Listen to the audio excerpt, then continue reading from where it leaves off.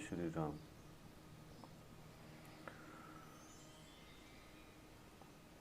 श्रीमद् वाल्मीकि रामायण के किष्किंधा कांड में जब लक्ष्मण जी क्रोध में आकर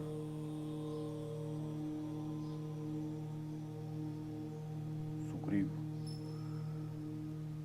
के महल में प्रवेश कर सातों द्वार पार करके उनके महल में पहुंचते हैं तो सुग्रीव डर के मारे बाहर नहीं आते तथा अपनी पत्नी तारा को लक्ष्मण के सामने भेजते हैं ताकि उनका गुस्सा क्रोध शांत हो जाए। तो आगे की कथा इस प्रकार से है।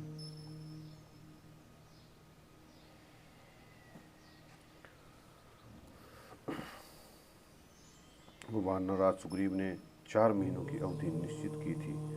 वे बीत गए किंतु वह मधुपान के मद से अत्यंत उन्मत्त हो स्त्रियों के साथ क्रीड़ा विहार कर रहा है और उसे बीते समय का पता नहीं है।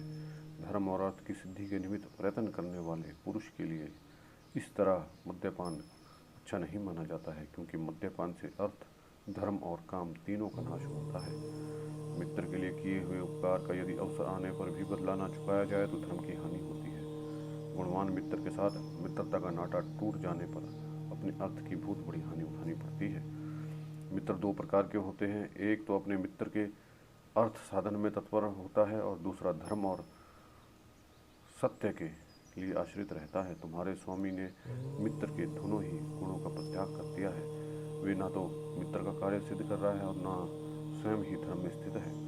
ऐसी स्थिति में प्रत्युक्त कार्य की सिद्धि के लिए हम लोगों को भविष्य में क्या करना चाहिए, इसके लिए तो समुचित कर्तव्य हो उन्हें तुम ही बताओ, क्योंकि तुम कर्तव्य के तत्व को जानती हो। लक्ष्मण का वचन धर्म और अर्थ के निश्चय से संयुक्त था। उससे उनके मधुर स्वभाव का परिचय मिल रहा था। उससे सुनकर तारा भगवान श्री रामचंद्र के कार्य के विषय में जिसका प्रयोजन उसे ज्ञात हो चुका था, पुनः लक्ष्मण के विश्वास की योग्य बात बोली। वीर राजकुमार, यह क्रोध करने का समय नहीं है। आत्मीय जनों पर क्रोध करना भी नहीं चाहिए। सुग्रीव के मन में सदा आपका कार्य सिद्ध करने की इच्छा बनी रहती है, अतः यदि उसने कोई भूल भी हो जाए तो उसे क्षमा करना चाहिए। कुमार, गुणों में श्रेष्ठ पुरुष किसी हीन गुण वाले प्राणी पर क्रोध कैसे कर सकता है, जो सतगुण के अवरुद्ध होने के कारण शास्त्र विपरीत व्यापार में लग नहीं सकता। अतएव जो सदविचार को जन्म देने वाला है, वह आप जैसा कौन पुरुष क्रोध के वशीभूत हो सकता है। वानर वीर सुग्रीव के मित्र भगवान श्री राम के क्रोध का कारण मैं जानती हूँ। उनके कार्य में जो विलम्ब हुआ है उससे मैं अपरिचित नहीं हूँ। सुग्रीव का जो कार्य आपके अधीन था और जिससे आप लोगों ने पूरा किया, उसका भी मुझे पता है, और इस समय जो आपका कार्य प्रस्तुत है उस विषय में हम लोगों का क्या कर्तव्य है, इसका भी मुझे अच्छी तरह ज्ञान है। नरश्रेष्ठ, इस शरीर में उत्पन्न हुआ काम का जो असह बल है उसको भी मैं जानती हूँ, तथा उस काम द्वारा आबद्ध होकर सुग्रीव जहाँ आसक्त हो रहे हैं वो भी मुझे मालूम है। साथ ही इस बात में मैं परिचित हूँ कि काम आसक्ति के कारण ही इन दिनों सुग्रीव का मन दूसरे काम में नहीं लगता। जो आप क्रोध के वशीभूत हो गए हैं, इससे जान पड़ता है कि काम के अधीन हुए पुरुष की स्थिति का आपको बिल्कुल ज्ञान नहीं। वानर की तो बात ही क्या है, कामासक्त मनुष्यों को देश काल, अर्थ और धर्म का ज्ञान नहीं रह जाता। उनकी तो उसकी दृष्टि भी नहीं जाती।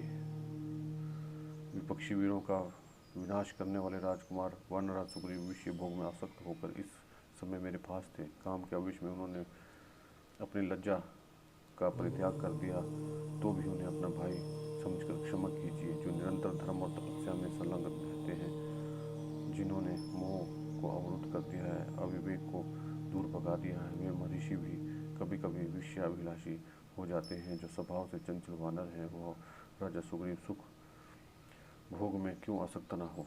अब प्रमेय शक्तिशाली लक्ष्मण से इस प्रकार महान अर्थ से युक्त बात कहकर मद से चंचल नेत्र वाली वानर पत्नी ताना पुनः खेद पूर्वक अपने स्वामी के लिए हितकर वचन कहा। नरश्रेष्ठ, यदि भी सुग्रीव इस समय काम के गुलाम हो रहे हैं, तथापि इन्होंने आपका सिद्ध करने के लिए बहुत पहले से ही उद्योग आरंभ करने की आज्ञा दे रखी है।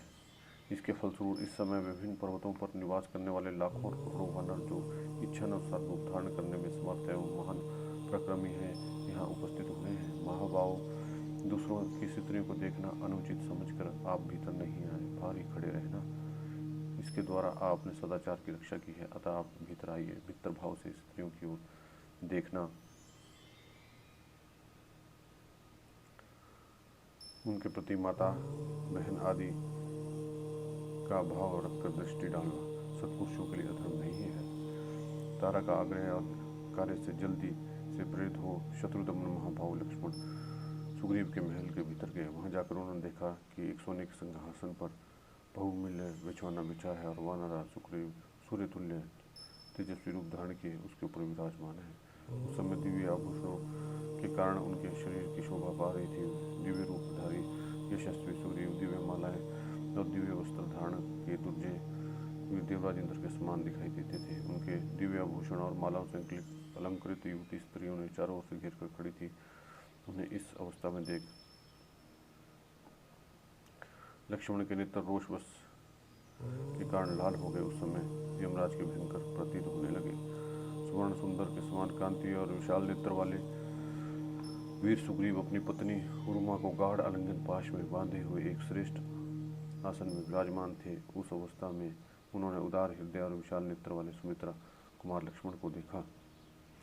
लक्ष्मण बेरोक टोक भीतर घुस आए थे। उस शिरोमणि को क्रोध से भरा देख सुग्रीव की सारी इंद्रियां व्यथित हो गई। दशरथ पुत्र लक्ष्मण रोष पूर्वक लंबी सांस खींच रहे थे और तेज से प्रज्वलित से जान पड़ते थे। अपने भाई के कष्ट से उनका मन में बड़ा संताप था। उन्होंने सामने आया देख वानर श्रेष्ठ सुग्रीव स्वर्ण सिंहासन छोड़कर कूद पड़े, मानो देवराज इंद्र भलीभांति सजाया हुआ महान ध्वज आकाश से पृथ्वी पर उड़ाया। सुग्रीव के उतरते समय रूमा आदि स्त्रियां भी उसके पीछे उस सिंहासन से उतरकर खड़ी हो गई, जैसे आकाश में पूर्ण चंद्रमा का उदय होने पर तारों के समूह भी उदित हो गए हों। श्रीमान सुग्रीव के नेत्र मद से लाल हो रहे थे। वे टहलते हुए लक्ष्मण के पास आए और हाथ जोड़कर खड़े हो गए। लक्ष्मण वहां महान कल्पवृक्ष के समान स्थित थे। सुग्रीव के साथ उनकी पत्नी रूमा भी थी। वे स्त्रियों के बीच खड़े होकर तारिकाओं से घिरे हुए चंद्रमा की भांति शोभा पाती थी। उन्हें देखकर लक्ष्मण ने क्रोधपूर्वक कहा, वानरराज धैर्यवान, कुलीन, दयालु, जितेंद्रिय और सत्यवादी राजा का ही संसार में आदर होता है। जो राजा अधर्म में स्थित होकर उपकारी मित्रों के सामने अपनी प्रतिज्ञा को झूठी कर देता है, उससे अत्यंत क्रूर कौन होगा। अश्वदान की प्रतिज्ञा करके उसे पूर्ति न करने वाला अश्रुवा नृत्य नामक पाप होता है। यह पाप बन जाने पर मनुष्य 100 अश्वों की हत्या के पाप का भागी होता है। इसलिए गोदान विषयक प्रतिज्ञा को मिथ्या कर देने पर सहस्त्र गौओं के वध का पाप लगता है, तथा किसी पुरुष के सम्मुख उसका कार्य पूर्ण कर देने की प्रतिज्ञा करके जो उसकी पूर्ति नहीं करता, वह पुरुष आत्मघात और स्वजन वध के पाप का भागी होता है। वानरराज जो पहले मित्रों के द्वारा अपना कार्य सिद्ध करके बदले में उन मित्रों का कोई उपकार नहीं करता, वह कृतघ्न और सब प्राणियों के लिए वध्य है। कपिराजा जिस कृतघ्न को देकर कुपित हुए, ब्रह्मा जी सब लोगों के लिए आदरणीय है। यह एक श्लोक कहा है, इसे सुनो। गौहत्यारे, श्रापी, चोर, व्रत भंग करने वाले पुरुषों के लिए सत्पुरुषों ने प्रायश्चित का विधान किया है, किंतु कृतघ्न के उद्धार के लिए कोई उपाय नहीं है।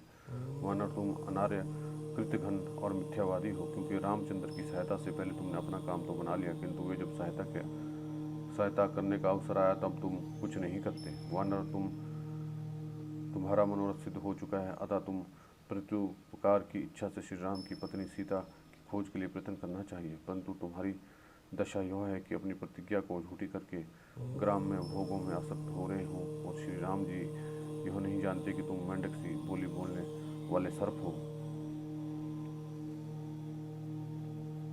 महाभाग, श्री रामचंद्र जी परम महात्मा तथा दया से द्रवित हो जाने वाले हैं, अतएव उन्होंने तुम जैसे पापी और दुराचार वानर को राज्य पर बिठा दिया है। यदि तुम महात्मा श्री रघुनाथ के किए हुए उपकार को नहीं समझोगे तो शीघ्र ही उनके तीखे बाणों से मारे जाने वाले बाली का दर्शन करोगे। सुग्रीव बाली मारा जाकर जिस रास्ते से गया है वह आज बंद नहीं हुआ है, इसलिए तुम अपनी प्रतिज्ञा पर डटे रहो, बाली के मार्ग का अनुसरण ना करो। ईक्ष्वाकु कुंज शिरोमणि श्री रामचंद्र जी के धनुष से छूटे हुए वज्रतुल्य बाणों से की ओर निश्चय ही तुम्हारी दृष्टि नहीं जा रही है, इसलिए तुम ग्राम में सुख का सेवन कर रहे हो और उसी में सुख का मान करके श्री रामचंद्र जी के कार्य का मन से विचार भी नहीं करते हो।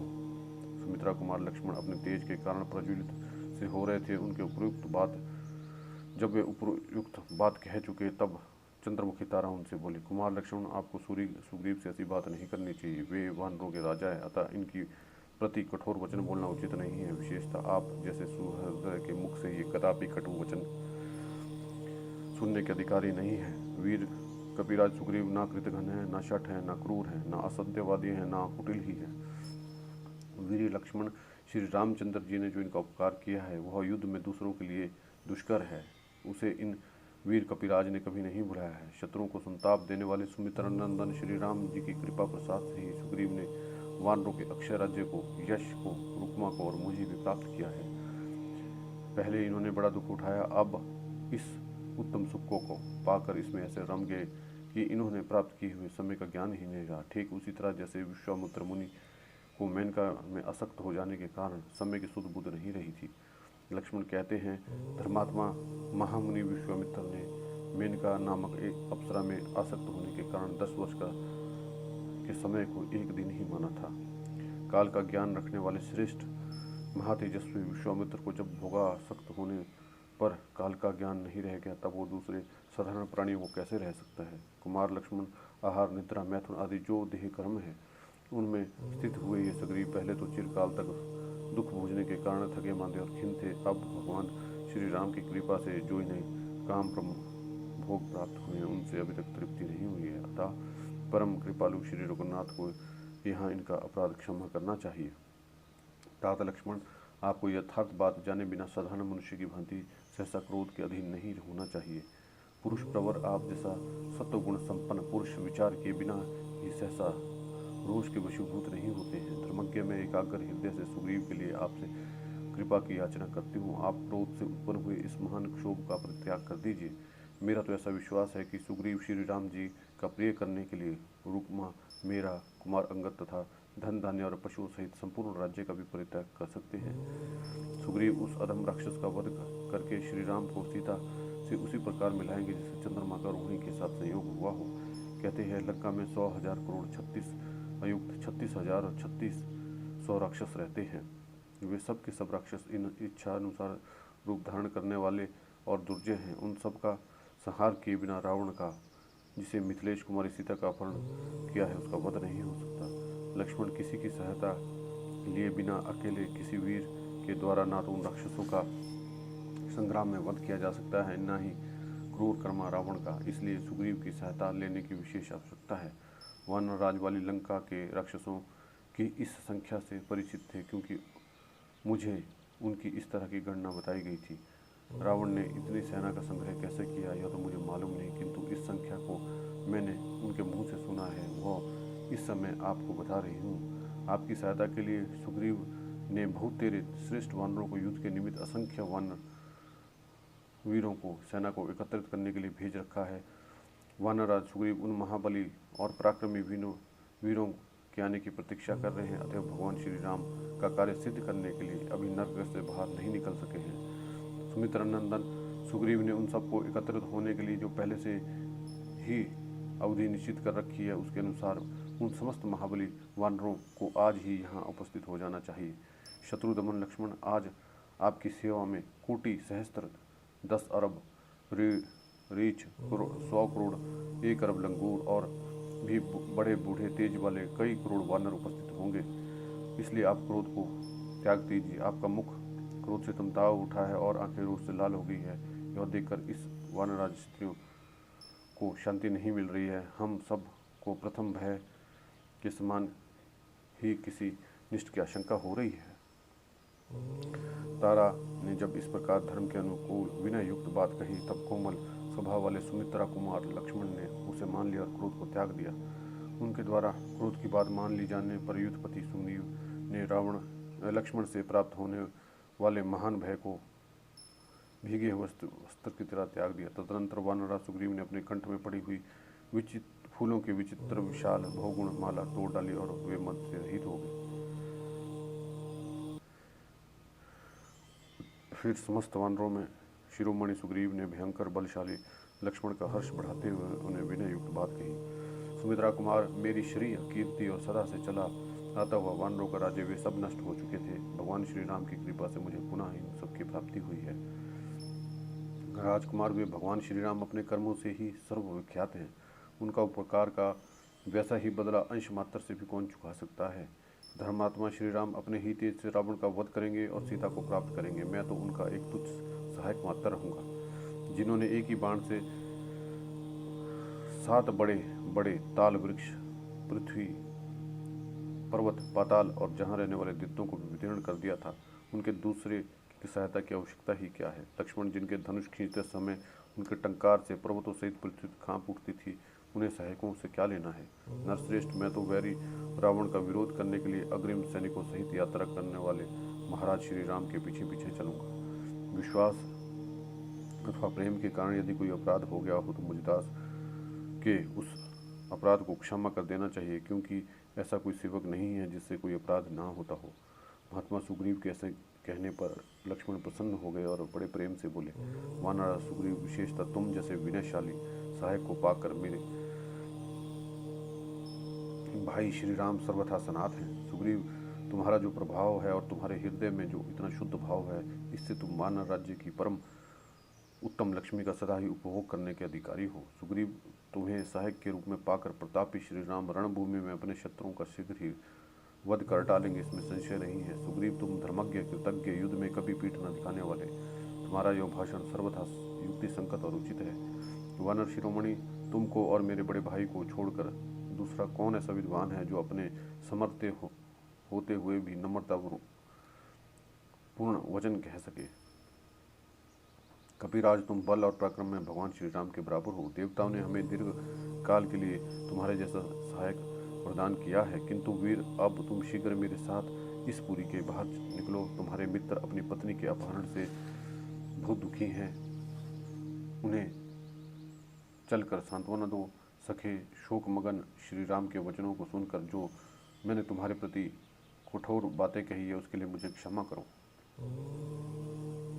महात्मा लक्ष्मण ने जब ऐसा कहा, तब सुग्रीव अपने पास खड़े हुए हनुमान जी से यूं बोले, महेंद्र, हिमवान, विंध्य, कैलाश और श्वेत शिखर वाले मंदराचल, इन 5 पर्वतों के शिखरों पर जो श्रेष्ठ वानर रहते हैं, पश्चिम दिशा के समुद्र में प्रवर्ती तट पर प्रातःकाली सूर्य के समान कांतिमान और नित्य प्रकाशमान पर्वतों के जिन वानरों का निवास है, भगवान सूर्य के निवास स्थान तथा संध्याकालिक मेघ समूह के समान अरुण वर्धन वाले उदयाचल एवं अस्ताचल पर जो वानर निवास करते हैं, पद्माचल पर वर्ती वन का आश्रय लेकर जो भयानक पराक्रम वानर शिरोमणि निवास करते हैं, रंजन पर्वत पे जो काजल और मेघ के समान काले तथा गजराज के समान महाबली वानर रहते हैं, बड़े बड़े पर्वतों की गुफाओं में निवास करने वाले मेरू पर्वत के आसपास रहने वाले सुवर्ण की सिकांति वाले वानर जो धूमगिरी का आश्रय लेकर रहते हैं, मेरे मधु का पान करते हुए जो महारुण पर्वत पर प्रातःकाल के सूर्य की भांति लाल रंग के भयानक वेगशाली वानर जो निवास करते हैं, सुगंध से परिपूर्ण तथा तपस्वियों के आश्रमों से सुशोभित बड़े बड़े रमणीय वनों और वनांतों में चारों और जो वानर रहते हैं, भूमंडल के उन सभी वानरों को तुम शीघ्र यहाँ ले आओ। शक्तिशाली और अत्यंत वेगवान वानरों को भेजकर उनके द्वारा साम, दान आदि उपयोगों का प्रयोग करते हैं, सबको यहाँ बुलाओ। मेरी आज्ञा से पहले जो महान वेगशाली वानर भेजे गए हैं, उन्हें जल्दी करने की प्रेरणा देने के निमित्त तुम पुनः दूसरे वानरों को भेजो। जो वानर काम भोग में फंसे हुए हैं और जो दीर्घ सूत्रीय, उन कपीश्वरों को शीघ्र यहाँ ले आओ। जो मेरी आज्ञा के 10 दिन के भीतर यहाँ न आ जाएं, राजाज्ञा को कलंकित करने वाले उन दुरात्मा वानरों को मार डालना चाहिए। जो मेरी आज्ञा के अधीन रहते हैं, ऐसे सैकड़ों हजारों करोड़ों वानर सिंह मेरे आदेश से जाएं। जो मेघ और पर्वत के समान अपने विशाल शरीर से आकाश को आच्छादित सा कर देते हुए घोर रूपधारी श्रेष्ठ वानर मेरी आज्ञा मानकर यहाँ से यात्रा करें। वानरों के निवास स्थानों को जानने वाले सभी वानर तीव्र गति से भूमंडल के चारों ओर जाकर मेरे आदेश से उन स्थानों को संपूर्ण वानर गणों को तुरंत यहाँ ले आएं। वानरराज सुग्रीव की यह बात सुनकर वायुपुत्र हनुमान ने संपूर्ण दिशाओं में बहुत पराक्रमी वानरों को भेजा। राजा की आज्ञा पाकर वे वानर तत्काल आकाश में पक्षी और नक्षत्रों के मार्ग से चल दिए। उन वानरों ने समुद्रों के किनारे, पर्वतों पर, वनों में, सरोवर के तटों पर रहने वाले समस्त वानरों को रामचंद्र जी की आज्ञा का कार्य करने के लिए चलने को कहा। अपने सम्राट सुग्रीव का जो मृत्यु और काल के समान भयानक दंड देने वाले थे, आदेश सुनकर वे सभी वानर उनके भय से थरा उठे और तुरंत ही किष्किंधा की ओर प्रस्थित हुए। तदनंतर कज्जल पर्वत से काजल के समान काले और महान बलवान 3 करोड़ वानर उस स्थान पर जाने के लिए निकले जहाँ रघुनाथ जी विद्यमान थे। जहाँ सूर्य देव अस्त होते हैं, उस श्रेष्ठ पर्वत पर रहने वाले 10 करोड़ वानर जहाँ कांति के तपाए हुए स्वर्ण के समान वहाँ से किष्किंधा के लिए चले। कैलाश के शिखरों से सिंह के अयालकी सी श्वेत कांति वाले 10 अरब वानर आए, जो हिमालय पर रहकर फल मूल से जीवन निर्वाह करते थे। वे वानर एक नील की संख्या में वहाँ आए। विंध्याचल पर्वत से मंगल के समान लाल रंग वाले भयानक पराक्रमी भयंकर रौद्र रूपी वानरों ने 10 अरब सेना बड़ी वेग से किष्किंधा में आई। खीर समुद्र के किनारे तामल वन में नारियल खाकर रहने वाले वानर इतनी अधिक संख्या में आए कि उनकी गणना नहीं हो सकती थी। वनों से, गुफाओं से, नदियों के किनारों से असंख्य महाबली वानर एकत्रित हुए। वानरों की वह सेना सूर्य देव की पीती हुई सी आई। जो वानर समस्त वानरों को श्रेष्ठ शीघ्र करने के लिए प्रेरित करने के निमित्त किष्किंधा से दोबारा भेजे गए थे, उन वानरों ने हिमालय पर्वत पर प्रसिद्ध विशाल वृक्ष को देखा, जहाँ भगवान शंकर की यज्ञशाला में स्थित था। उस पवित्र और श्रेष्ठ पर्वत पर पूर्व काल में भगवान शंकर का यज्ञ हुआ था, जो संपूर्ण देवताओं के मन को संतोष देने वाला और अत्यंत मनोरम था। उस पर्वत पर खीर आदि अन्न से द्रवित आदि स्त्राव हुआ था। उससे वहाँ अमृत के समान स्वादिष्ट फल और मूल उत्पन्न हुए थे। उन फलों को उन वानरों ने देखा। उक्त अन्न से उत्पन्न उस दिव्य और मनोहर फल मूल का जो कोई एक बार खा लेता था, वह एक मास तक उससे तृप्त बना रहता था। फलाहार करने वाले इन वानर शिरोमणियों ने उन दिव्य फल मूलों और दिव्य औषधियों को अपने साथ ले लिया। वहां जाकर उन्होंने यज्ञ मंडप से वे सब वानर सुग्रीव का प्रिय करने के लिए सुगंधित पुष्प भी ले आते थे। वे समस्त श्रेष्ठ वानर भूमंडल पर संपूर्ण वानरों को तुरंत चलने का आदेश देकर उनके युद्धों के पहुंचने से पहले सुग्रीव के पास आ गए। वे शीघ्रगामी वानर उसी मुहूर्त में चलकर बड़ी उतावली के साथ किष्किंधापुरी में जहाँ वानरराज सुग्रीव थे, वे जा पहुंचे।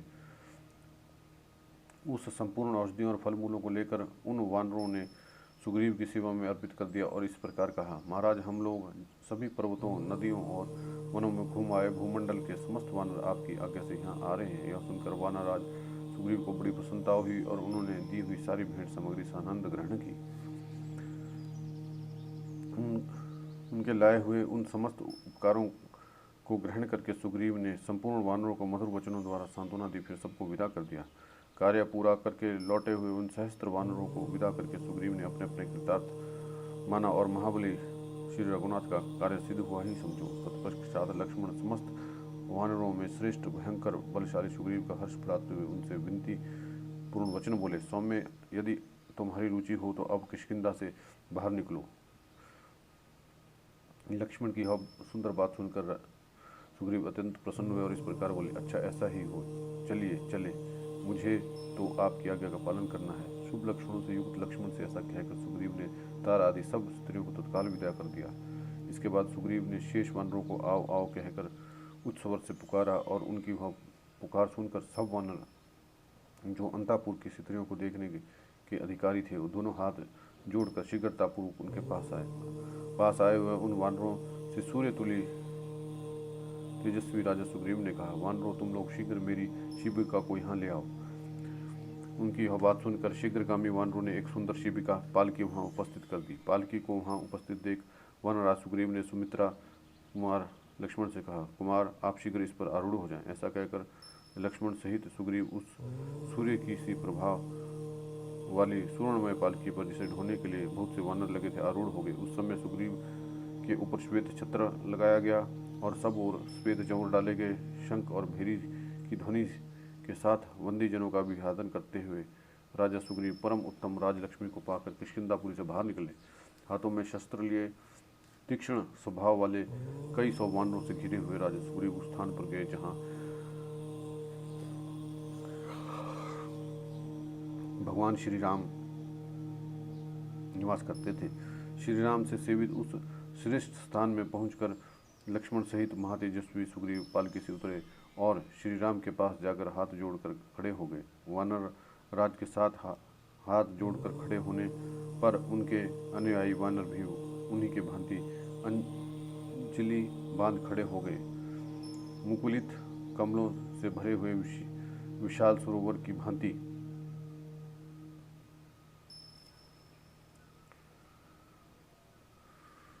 वानरों की उस बड़ी सेना को देखकर श्री रामचंद्र जी सुग्रीव पर बहुत प्रसन्न हुए। वानरराज को चरणों में मस्तक रखकर पड़ा हुआ देख श्री रघुनाथ जी ने हाथ से पकड़कर उठाया और बड़े आदर और प्रेम के साथ उन्हें हृदय से लगाया। हृदय से लगाकर धर्मात्मा श्री राम ने उनसे कहा, बैठो। उन्हें पृथ्वी पर बैठा देख श्री राम बोले, वीर शिरोमणि, जो धर्म अर्थ काम के समय का विभाग करके सदा उचित समय पर सेवन करता है वही श्रेष्ठ राजा है, किंतु जो धर्म और अर्थ का त्याग करके केवल काम का ही सेवन करता है वह वृक्ष की अगली शाखा पर सोए मनुष्य के समान है। गिरने पर उसकी आंखें खुलती हैं। जो राजा शत्रुओं का वध और मित्रों के संग्रह में संलग्न रहकर योग्य समय पर धर्म अर्थ और काम का सेवन करता है वह धर्म के फल का भागी होता है। शत्रुसूजन, हम लोगों के लिए उद्यम का समय आया है। वानरराज, तुम इस विषय में इन वानरों और मंत्रियों के साथ विचार करो। श्री राम के ऐसा कहने पर सुग्रीव ने उनसे कहा, महाभाव, मेरी श्री कीर्ति और सदा से ही चला आने वाला वानरों का राज्य सब नष्ट हो चुके थे। आपकी कृपा से ही मुझे पुनः इनकी प्राप्ति हुई है। विजयी श्रेष्ठों में देव, आप और आपके भाई की कृपा से मैं वानर राज्य पर पुनः प्रतिष्ठित हुआ हूँ। जो किए हुए उपकार का बदला नहीं चुकाया जा सकता। वह पुरुषों के धर्म को कलंकित करने वाला माना गया है। शत्रुसूदन, ये सैकड़ों बलवान और मुख्य वानर भूमंडल पर सभी बलशाली वानरों के साथ लेकर यहाँ आए हैं। रघुनंदन, इसमें रीछ वानर और शौर्य संपन्न लंगूर हैं। ये सब के सब देखने में बड़े भयंकर है और बिहड़ वनों और दुर्गम स्थानों के जानकार हैं। श्री रघुनाथ जी जो देवताओं और गंधर्वों के पुत्र हैं और इच्छानुसार रूप धारण करने में समर्थ हैं, वे श्रेष्ठ वानर अपनी अपनी सेनाओं के साथ चल पड़े हैं और इस समय मार्ग में हैं।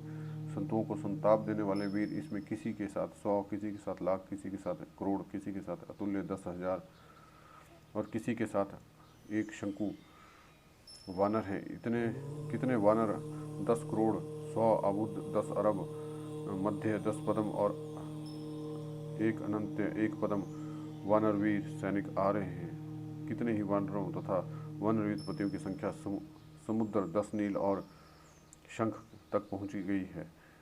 राजन, वे देवराज इंद्र के समान पराक्रमी तथा मेघ पर्वतों के समान विशालकाय वानर जो मेरु और विंध्याचल में निवास करते हैं यहाँ शीघ्र ही उपस्थित होंगे। जो युद्ध में रावण का वध करके मिथिलेश कुमारी सीता को लंका से ला देंगे, वे महान शक्तिशाली वानर संग्राम में उस राक्षस से युद्ध करने के लिए अवश्य आपके पास आएंगे। यह सुनकर परम